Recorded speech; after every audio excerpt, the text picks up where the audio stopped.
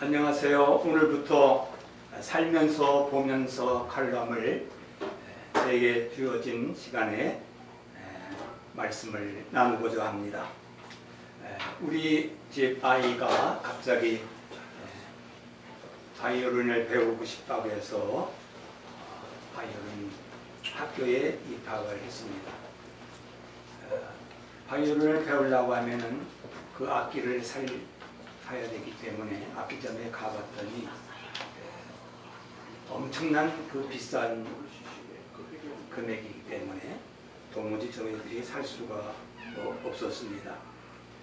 그래서 무거운 걸음을 갖고 집에 와서 가만히 있는 동안에 전화를 했더니 어떤 분들이 악기를 사는 것보다도 빌려주는 데가 있다, 이렇게 말을 알려줬어요.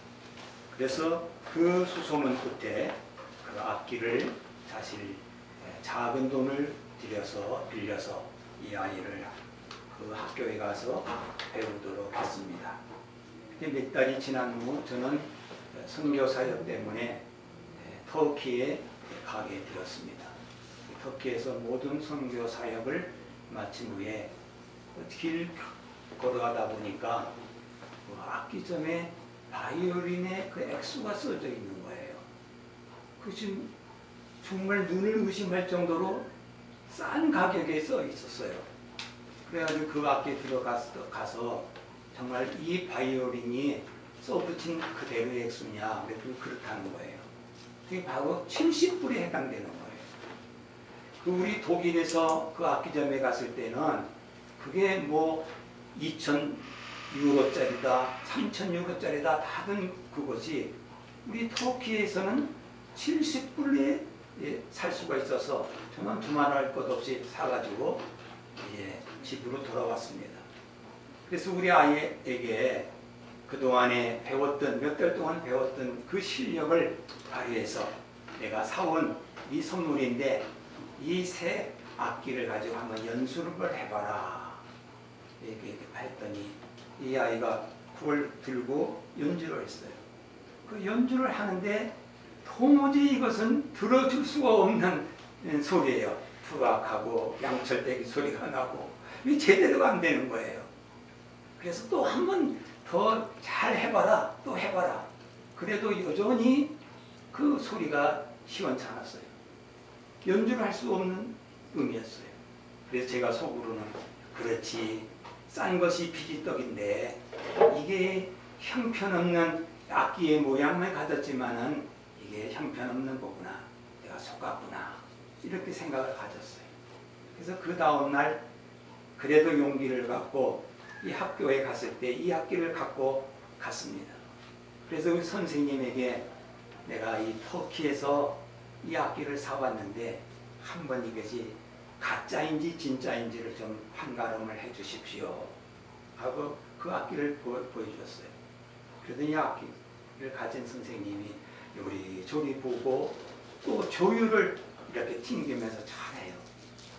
그래서 나중에는 자기가 연주를 쫙 하는데 내가 깜짝 놀랐습니다. 집에서는 형편없는 이 바이올린이 선생님이 쫙 조율을 해가지고 키니 기가 막힌 소리가 나오면서 정말 노래가 나오는 거예요. 연주가 되는 거예요. 나는 깜짝 놀랐습니다. 나는 악기 탓을 얘기했어요.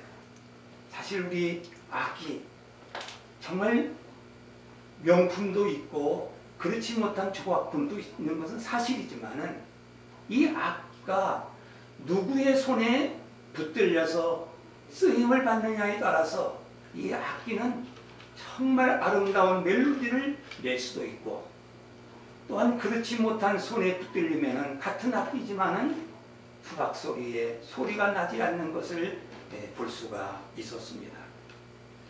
오늘 우리 사람도 마찬가지입니다. 우리는 많은 사람들이 정말 외형적으로 볼 때는 다 비슷합니다. 그러나 사람들이 품고 있는 그 마음과 생각이 달라지는 거예요. 삶의 질은 달라지는 거예요. 왜 그럴까?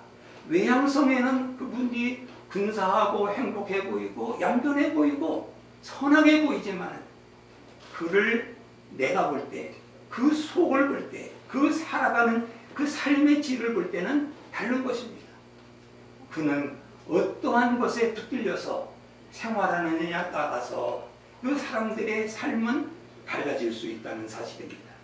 우리는 성경에서 누가복음 4장 28절 이하에 보면은 이 사탄에 붙들린 사람들은 항상 부정적인 생각을 갖게 해서 사랑하는 사람을 오히려 사랑하지 아니하고 미움을 갖게 하고 시기와 질투를 갖게 하고 살려야 될 사람을 죽이려고 하는 이 악한 일들을 저지르는 것을 볼 수가 있습니다. 정말 우리는 마귀에게 붙들리면은 근사한 모습을 갖고 있지만은 그의 생활은 악한 일을 하고 마귀의 일을 할 수밖에 없습니다. 이 마귀는 그 사람을 붙들고 평안과 기쁨을 빼앗아가게 되는 것입니다.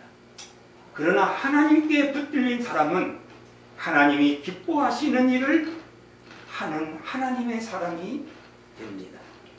하나님의 손에 붙들린 사람들은 하나님께서 쓰시기 때문에 대단한 일을 하는 거예요.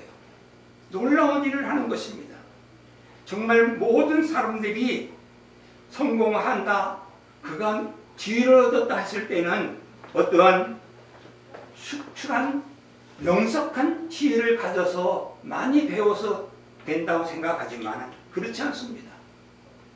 하나님께 붙들린 사람들은 그 하나님의 은혜로 말미암아 담대하게 새창조 역사를 일으키는 기적의 사람이 된다는 사실입니다. 우리는 사도행전 20장 그 22절에서 24절에 보면은 사도 바울은 이런 말씀을 합니다. 보라, 이제 나는 성령에 매여 예루살렘으로 가는데 거기서 무슨 일을 당할는지 알지 못하나 오직 성령이 각성해서 내게 증언하며 결박과 환난이 나를 기다린다 하시나 내가 달려갈 길과 주 예수께 받은 사명 곧 하나님의 은혜의 복음을 증언하는 일을 마치려 하면은 나의 생명조차 조금도 귀한 것으로 여기지 아니하노라. 이렇게 했습니다. 하나님께 붙들린 사람, 정말 기적을 나타나고 많은 사람을 살리고 어떠한 그 핍박과 환난이 있을지라도 뒤로 물러가는 것이 아니라 전진하고 또 올라가는 귀한 긍정의 사람이 되었습니다. 이 사도 바울은 다시 또 말씀합니다. 빌립보서 3장 12절에 보면 오직 내가 그리스도 예수께 잡힌 바 된 그것을 잡으려고 쫓아간다. 이렇게 말씀했습니다. 오늘 우리는 하나님께 붙들린 바 되어서 정말 하나님께 영광을 돌리고 우리의 삶에 아름다운 멜로디가 나오는 찬양과 기쁨과 감사가 나오는 이러한 행복한 삶을 살 수 있기를 주님의 이름으로 축복합니다. 감사합니다.